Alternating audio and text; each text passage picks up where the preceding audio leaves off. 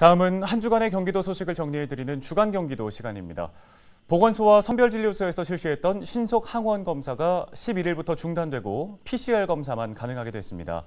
또 코로나19로 외국인을 비롯한 농촌 노동력 확보가 어려워진 가운데 코로나19 이후에도 농업 인력 부족 현상이 지속될 것이라는 조사 결과가 나왔습니다. 김호 기자가 정리했습니다.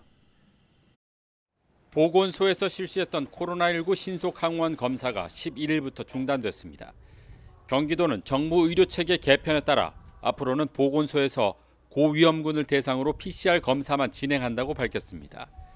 신속 항원 검사는 동네 병의원 2,400여 곳에서만 받을 수 있습니다. 경기도는 지난달 14일부터 전문가용 신속 항원 검사 양성 판정을 확진으로 인정하면서 보건소 신속 항원 검사 건수는 45%가량 감소했다고 밝혔습니다. 이에 따라 진단에서 진료 치료까지 연계되는 동네 병의원 관리 체계로 전환됐다고 덧붙였습니다. 보건소에서는 60세 이상 고령층이나 검사가 필요하다는 의사 소견서를 받은 사람, 밀접 접촉자와 같은 역학적 관련자에 한해 PCR 검사를 받을 수 있습니다. 코로나19로 외국인을 비롯한 농촌 노동력 확보가 어려워진 가운데 농업 경영인 10명 중 9명은 코로나19 종료 이후에도 농업 인력 부족 현상은 계속될 것으로 예상한다는 조사 결과가 나왔습니다. 경기연구원이 지난 2월 18일부터 21일까지 전국 농업 경영인 283명을 대상으로 설문조사를 진행한 결과 응답자의 90.1%가 코로나19 종식 이후에도 일손이 부족할 것이라고 답했습니다.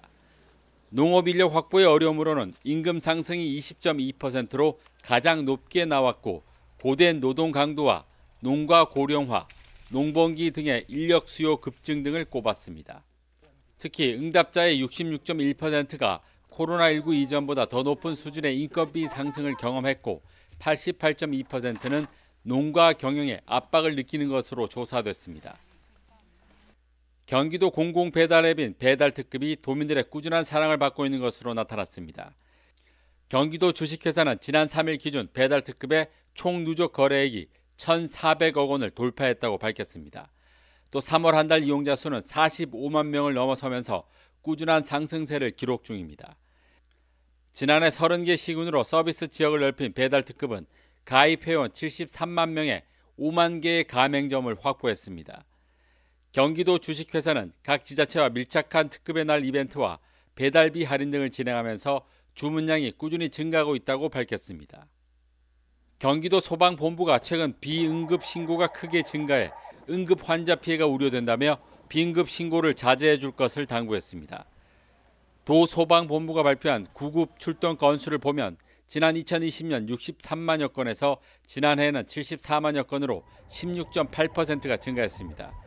하지만 같은 기간 단순 주치자 등 비응급 이송은 3,284건에서 8,724건으로 168.5%나 폭증했습니다. 또 이송 불필요 등 미이송 건수 역시 27만여 건에서 33만여 건으로 24.7%나 늘었습니다. 도 소방본부는 단순 치통 환자나 지속적인 출혈이 없는 외상 환자 등은 구조 구급 요청을 거절할 수 있지만 신고만으로 상황을 판단할 수 없다며 응급 환자가 아닐 경우 119 신고를 자제해 줄 것을 당부했습니다.